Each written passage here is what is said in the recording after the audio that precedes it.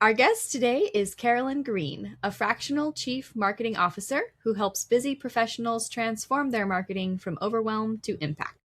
Through her school community, Carolyn guides ambitious entrepreneurs past the marketing confusion and towards clear profit milestones. Welcome. Thanks, Abigail. Great to be here. Thanks for being on. So, why marketing? How did you get into that as a career? Oh my gosh, I have been doing marketing for over 20 years. Um, I just fell in love. I took a public relations campaigns class in college, and I have kind of been in love with the concept ever since. And I kind of had a really lovely experience where I kind of fell into my own business. I was working for a client who was head of her professional association for the state, and she started referring me. And it's just taken off and worked ever since. So, you had like direct word of mouth from the very beginning. Yes. That's CEO to awesome. CEO. I always tease her. She had the nerve to. She retired at age 45 after having congestive heart failure and a heart transplant, which is yes, very very young. Aw. Which actually is something I kind of part of my cause these days is that so many um, leaders just wear themselves out to the point where, in her case, a virus caused major heart damage. After that, I had to do all my marketing on my own. You know, the nerve of some people. She was wonderful. She started my career. She gave me the encouragement. She referred me to all of her friends, and it was a great way to Hmm. start. But I've also had then all of a sudden it's like, oh my gosh, what do I do? How do I get my next client? And it's a terrifying, terrifying feeling. Yes, honestly, like having people that believe in you is so rewarding. And then to go be like, I have to like basically date strangers now because my long term relationship ended. And like, how do you Pretty much. even get back into getting people interested in you again? And I don't know, I find a lot of correlations between like dating and marketing Yes. stuff. Oh, I So do if too. you have any thoughts on that, I'd be interested. Oh, I do. I actually have a favorite line with marketing. So many people are like trying to sell on the first call, and my dating statement is, "You don't propose marriage on the first date," and that is Exactly. exactly what people trying to sell a high dollar product on the first time they talk to Hmm. somebody. It's not going to happen. You are going to scare them to death if you try that. Yeah. Most people avoid the M word for a good several months at Yeah, least. yeah, exactly. Yeah. All human relationships develop in the brain the same way. So business relationships, you Yes. got to think of in the same terms. You can't throw too much at them at once. Exactly. Yes. And Hmm. I like to say that businesses don't even exist. Like, we're all just people having relationships with each other and we help each other do things. That's And we, exactly right. have to have a business for legal stuff. But when it comes down to it, it's just people. So you were working for a client, you said, and she started referring you.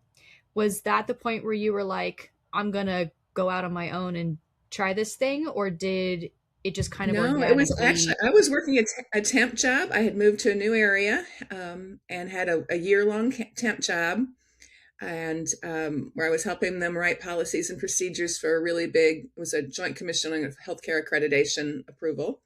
They got their certification, and she said, where would you see yourself fitting in with this organization?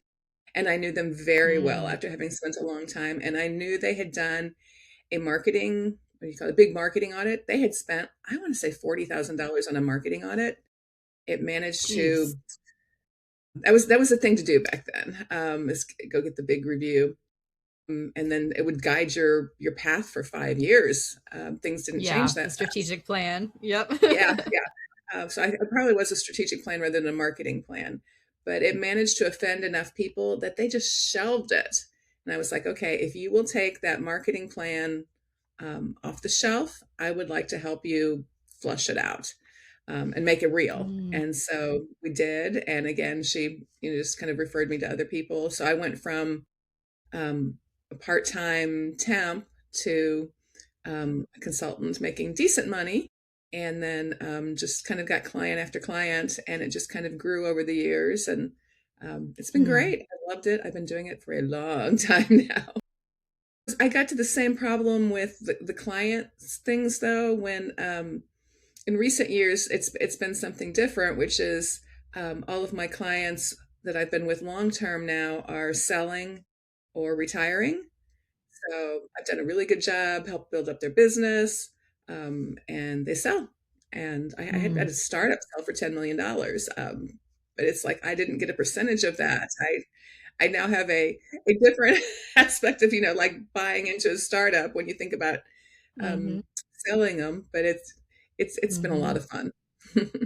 Hmm. So it sounds like you were really leaning on like your natural skills and strengths because at the beginning, that first job, you were like, I can do this. I can help you make it more feasible for your actual business and audience. And so when you said it offended people, was it offending like internally the employees? They didn't like it, or it wasn't getting a good result with the The audience? marketing review came back with some really tough things. And this has been a few years back now, so I don't remember exactly, but there were some things like some departments brought in more money than others, and some departments Mm. were more labor intensive, but some of them were like critical to the company's mission. Um, and so there was a lot of conflict between departments. There was a lot of misunderstanding.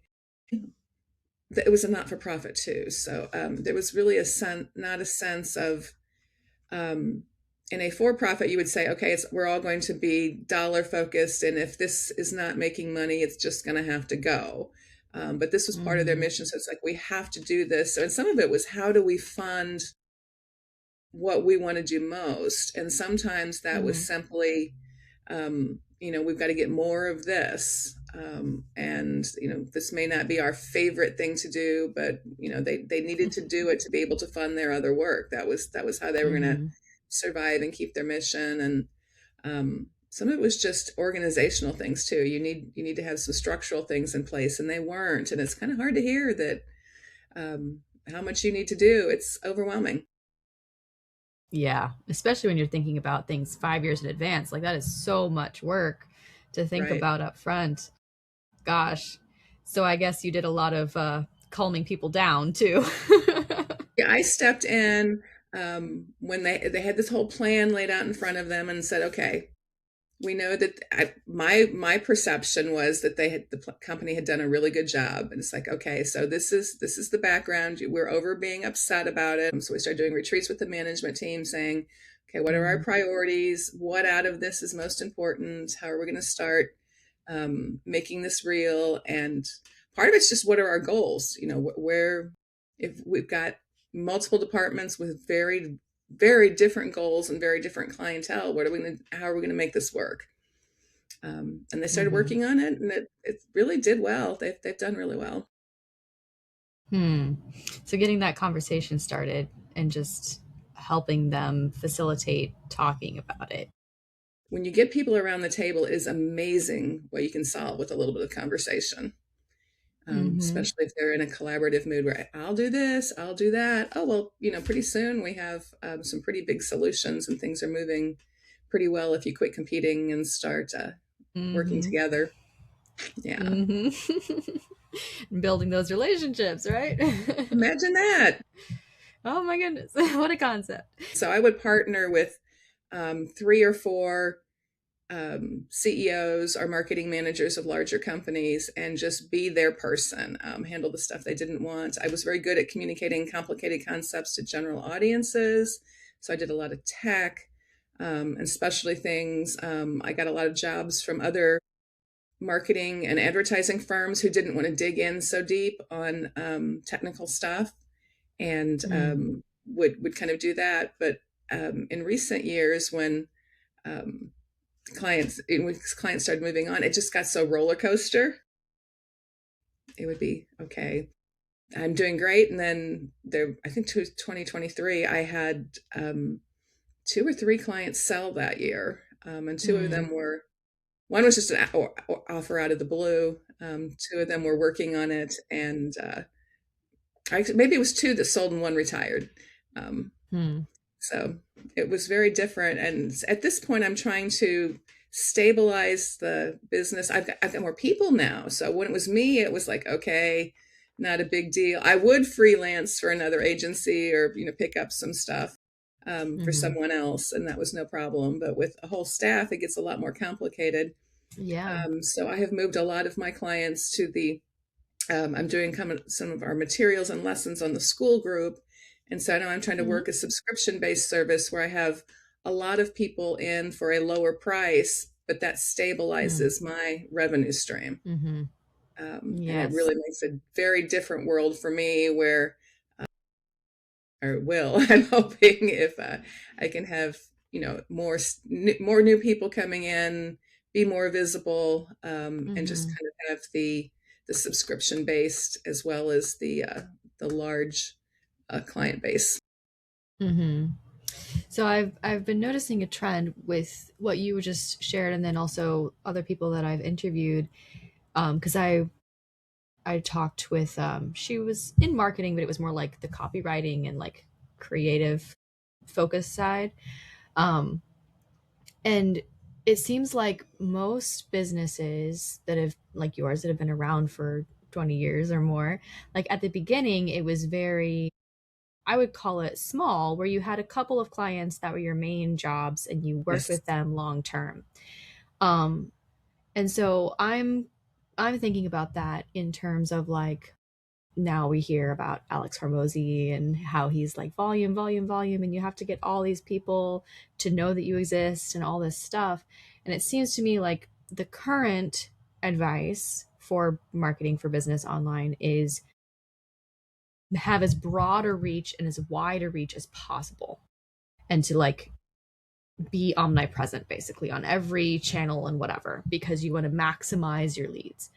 But it seems to me that what has actually worked for people is to have a much deeper connection with a few really good clients. So would you say that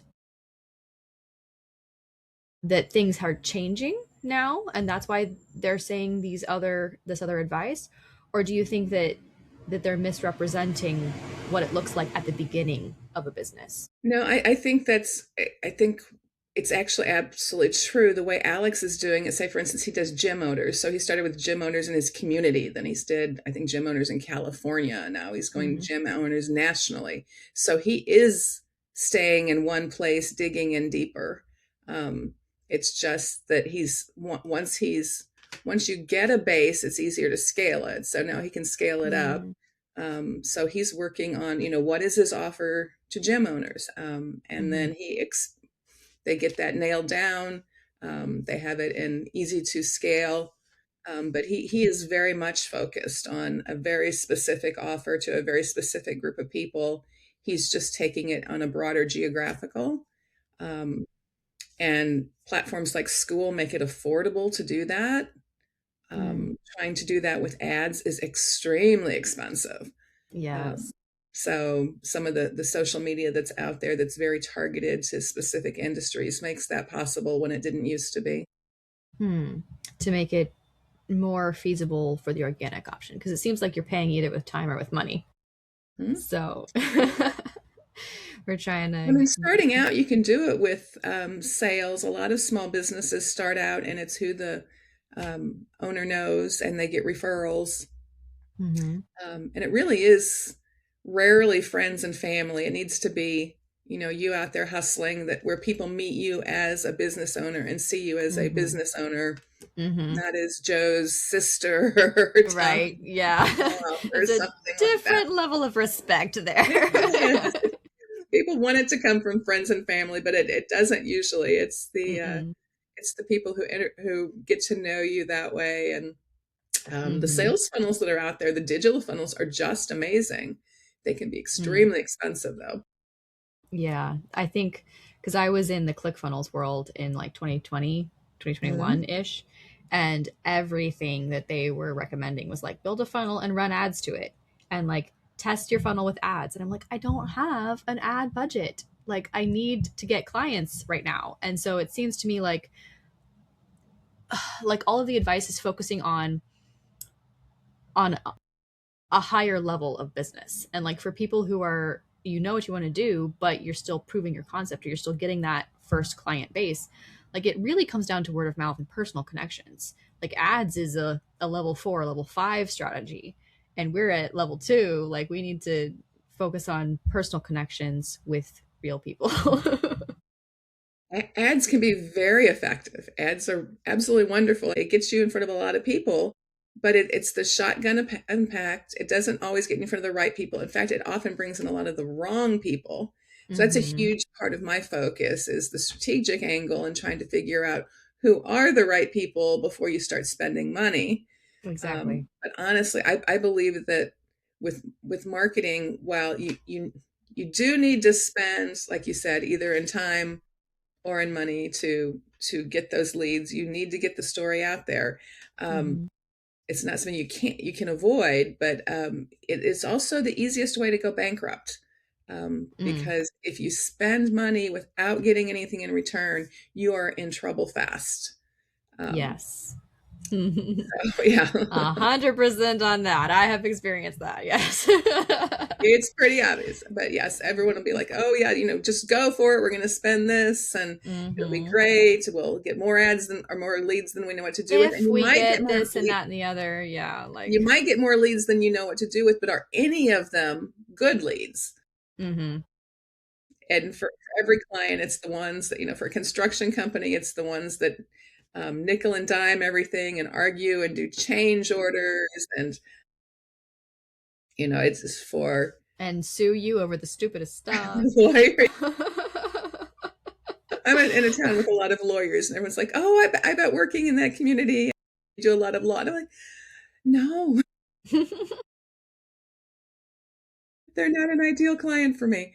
But it just kind of Mm. depends on where you are and what's good Mm. for you and what works well. And if you get a natural fit, you'll feel it and just kind of run with it. But Hmm. it can be hard starting out. Yeah, you And gotta the world can figure it change. all Oh out. my gosh, the world, it's like every 6 months or something. I mean, Or even faster now. Good grief. It's funny because I feel like people talk about like the larger landscape of the market and the economy and whatever. And for big Fortune 500 companies, yeah, that's a big consideration. But for smaller, like creative entrepreneurs, like people who have a school community or they're a coach or a consultant for, or even a content creator, like that larger stuff, I feel like can be more confusing and scary than it is helpful to think about. mhm. But how would you, like in your mind, if you have like a framework of thinking about, how would you go about prioritizing what to focus on, especially for people at the beginning of business when they're It's watching your starting out? profits or even just thinking about what your profits might be. So I have a um, aviation company, like a repair shop. Mm-hmm. And one of my clients is somebody who bought a repair shop, loves doing it. Um, and he found that um, one type of airplane is more expensive to fix, tends to be a newer airplane. Um, Folks have some money or they wouldn't buy that airplane. Mm-hmm. So it was very much we look at the profits and go, okay, we're getting all this work. He has more work than he can knows what to do with. Actually, it's just more work than he can handle, but it's Mm-hmm. probably not time to scale yet. Um, Mm-hmm. so, what do we need to do? Well, we kind of looked at the numbers, and if he got one new um, owner of that kind of airplane a month, it would totally change his world. So it's Mm-hmm. kind of like, okay, so instead of doing dozens of jobs on um, soaring gliders and crop dusters and whatever Uh-huh. um, we're in Illinois. There's all sorts of small aircraft and whatever. Yeah. He doesn't need to go to jets at this point, although he could.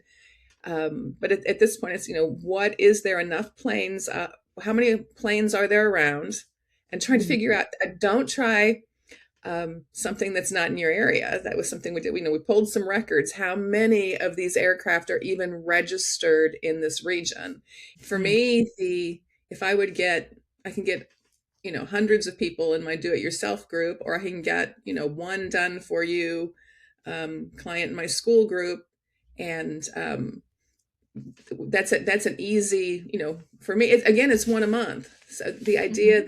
that if we got one a month, then every quarter we hire a new account manager. That would be a Mm-hmm. lovely way to grow. Or one new fractional Mm-hmm. CMO client, that would probably be once a quarter. If we could Mm-hmm. design an ideal world, just think about your numbers and what an ideal world would be. And it's hard. It's hard if you're starting out and making it up, but it's actually hard Mm-hmm. if you're transitioning too. You got to think about Right. that as the, what is the profit center, and how can that will fund all of the rest of the work. That will make everything else Right. possible. That will give you the administrative budget. That will pay the insurance. That will pay the light bill. Mm-hmm. Um, Yes. and when you can figure out something that will pay the administrative expenses and the utilities and that kind of thing, then you have a strong Mm-hmm. business. Mm-hmm. Then you have the wiggle room to experiment with different types of Absolutely. Yeah. clients and whatever. Yeah. Yeah. Mm-hmm. But it has to at least break even first. You don't want to Yeah. be putting your own money in, Well, or and else it's it's the not thing really for a proven scaling, concept. to try and scale something that you don't have solid yet. It's kind of like the spending too much on marketing. Mm-hmm. There's these money pits out there, and it's like you Mm-hmm. need to do one thing long enough that you stabilize it, and then build the next thing. And then it also Mm-hmm. helps people understand who you are. So people are like, oh, I don't really want to be known for this. It's like, it doesn't matter. It's like, once you are known for something, once you're locked in their brain, and you have to have something, just the way the brain, um, it's like people have to understand a problem you solve before they will even remember your name, because I Mm-hmm. can't remember what it is. It's like thousands of messages you see every day. So what's the one thing that will stick in their minds, connect them, and then you can add on to that. You can, I'm a marketing person. Okay, she's the marketing person, but yeah, I don't know that she could help Mm-hmm. me. And then it's like, oh, but she's the marketing person who's really good at websites, and she's the marketing person that communicates complicated concepts to general audiences. Oh, she's a marketing person who can whatever. And it's like that grows and grows. So over time, Mm-hmm. you've gone from whatever this small thing was to something bigger. But you have to be Mm-hmm. consistent. You can't change your message. I can't in the middle of it go, oh no, really, I'm a website designer. Yeah. I'll be like, oh And yeah, but that's she's the tricky part. yeah. Is being patient, because especially at the beginning, you can change without really, you don't have that sunk cost of all the time and the effort of building this thing yet. And so you could pivot pretty quick, but then changing too fast makes it impossible to get any traction for anything, because nobody knows who you are, what you stand for yet. And I think having patience is like the hardest thing at the beginning. Yeah. After So 20 when years, you I can now were, say I'm a full service marketing firm. So, it's like, if I don't do it, yeah. I have a contractor or a colleague who can get it done. So I can Hmm. claim that truthfully, but Yeah. but that's how people want to start out. It's kind of like, okay, I'll do everything and see what people come in for. Mm. And that's a lovely theory. It's really hard to do. It's much easier to sell from some kind of a niche where you can talk to people and say, well, in mine, I was the writer, and I was communicating complicated concepts. So I'm the person you call when um, you have a technology project, or I had one that was underground pipe drilling. So the concept there was, the engineers were the ones who would buy it, but the city Mm-hmm. council was the one that would write a check. It was Mm. um, city council who would be digging under the roads, and you could say, okay, Mm-hmm. if you pay for this, for the public works department to have this product, you won't have to tear up the streets. You're going to save a lot, whatever. But I had Mm. to write engineering to bean counters. Translating it into the benefits that each different kind of audience appreciates and Right. Well, would and you nailed value. it. It's the benefits. When you start talking about the benefits, okay, every one of them could understand if we buy this equipment, we don't have to tear up the streets. We don't have to close the streets. Yep. Nobody likes that. Oh, no. So, when you were building your business, how did you make sure that it wasn't like taking over your life? How did you balance personal and business and come to a point where you were able to sustain your growth? Which is funny that you mentioned earlier, like like stabilizing things before trying to scale, because in agriculture, a plant that grows too fast, we call it bolting. The plant is Yeah. bolted, Yeah. and when a plant does that, it can't hold its own weight. And so it will die quickly because it'll fall over and it can't produce. And so when you were building and you were stabilizing things, like what did that look like for you? Mine was really hard because I would do the fractional CMO, and I would get um, with 4 or 5 clients, and things would be stable and doing well, and I'd be growing their business, and it would be going along lovely. And then something would change. They would bring in an in-house person, or honestly, I work myself out of business frequently. So if I do a good job and they grow, then they may add a marketing department. But even if the full-time person comes in, they may bring in somebody young and use me as a consultant, where I'll still kind of do the strategy with their new person for a while. Um, so there's a whole lot of ways that can work, but I don't know that there's any business where you can get away from needing new customers and having to do that marketing and sales function. And it Hmm. is marketing and sales, and most people are good at one or the other. And it's something to realize, like with your own personality. Do you like the writing? Do you like the putting out there something anonymous? Or do you like the face to face? Because that will that will kind of direct what you're doing. So somebody who's really good at being out there may not put enough in writing. They Hmm. may not see the value of a website. And I actually had a Hmm. client that um, was needing a particular type of client, and I talked to the head of the regional professional association for those kinds of clients. And he said, "Oh, yeah, let's go have lunch." And I went back to the client and said, "Oh, yes, this person is head of this organization. They know, I mean, they have 300 prospective clients on speed dial, that all know them by name, that, Hmm. can connect." They were like, "Why would I do that?" They were like a written, they're like, "Oh, let's put something else on the website." But this person can introduce you to 300 people Yes. tomorrow. They can Yes, send you a new exactly. client a week. Hmm. Yeah. But Hmm. you got to realize your own strengths and find somebody who, if you're good at, if you're the introvert, that's good at getting the marketing materials, or feels comfortable in there, kind of push yourself into the direct sales, or figure out who is going to do the direct sales for you. Hmm. Yeah, but don't hand off too fast, because I feel like No. it, because I definitely am in that camp of I would rather write and not. I'm an introvert. I do pretty well with people one on one, Mhm. so I'm not going to say like You I did 5 can't do it, years? but I don't prefer it. But if I don't understand the process and I haven't heard directly from people their objections or whatever, like I can't systematize sales that I haven't done.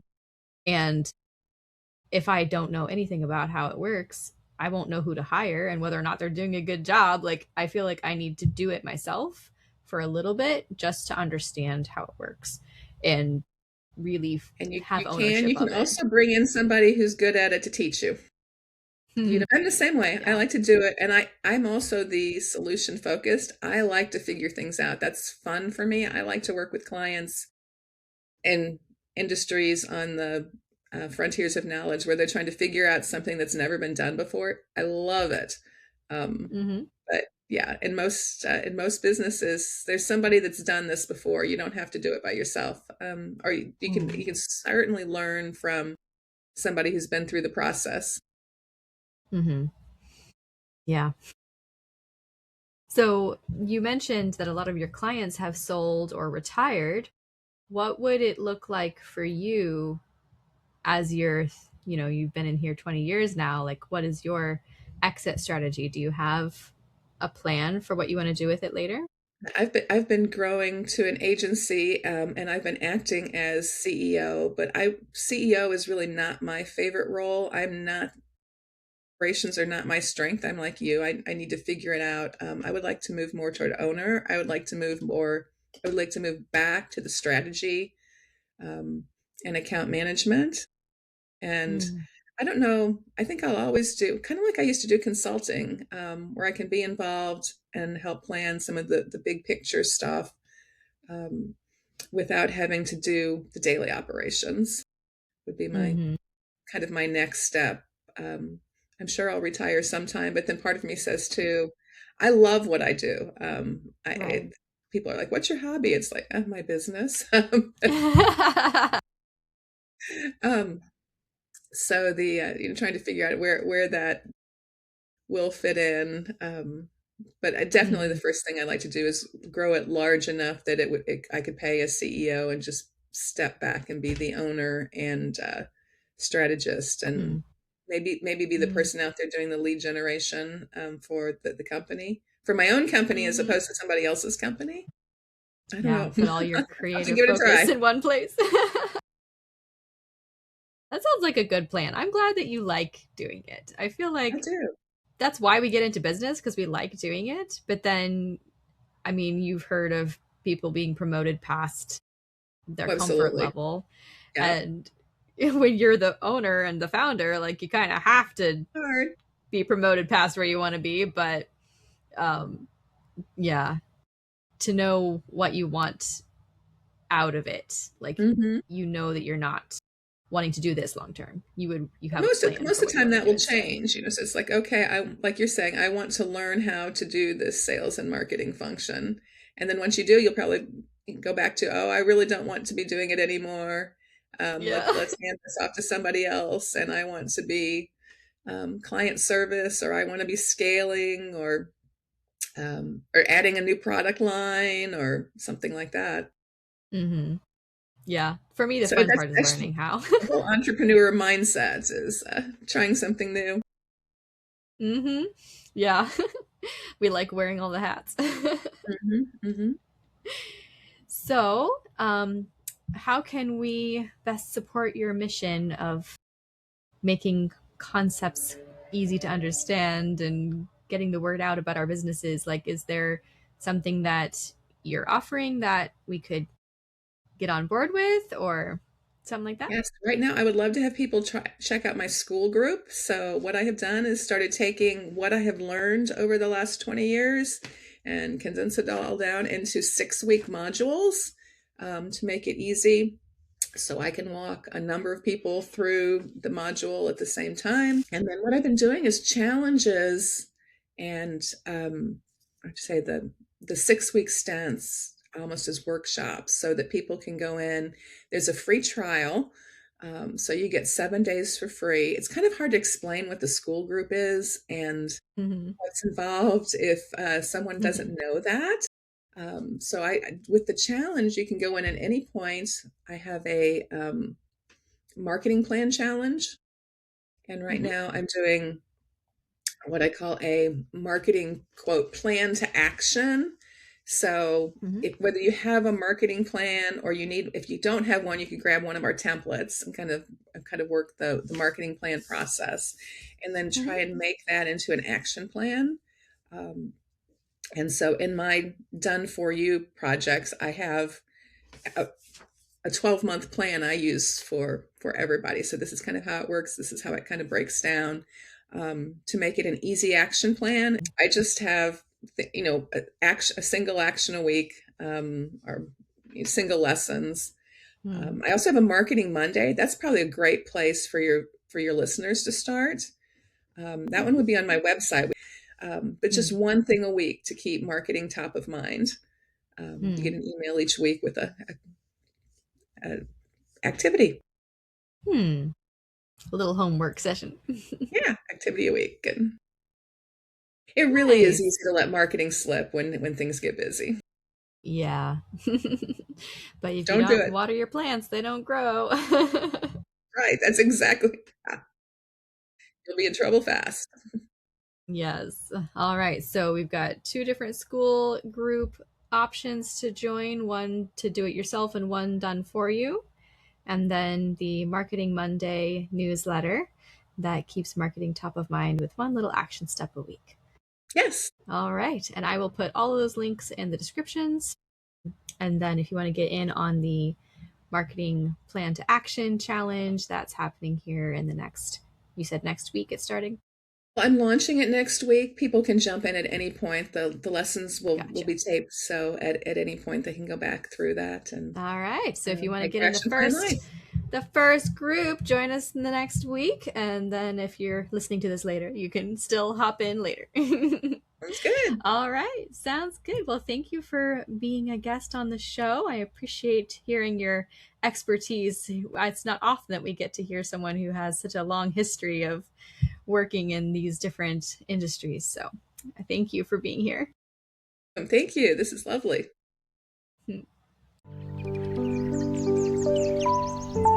Thank you for listening and for being an avocado entrepreneur.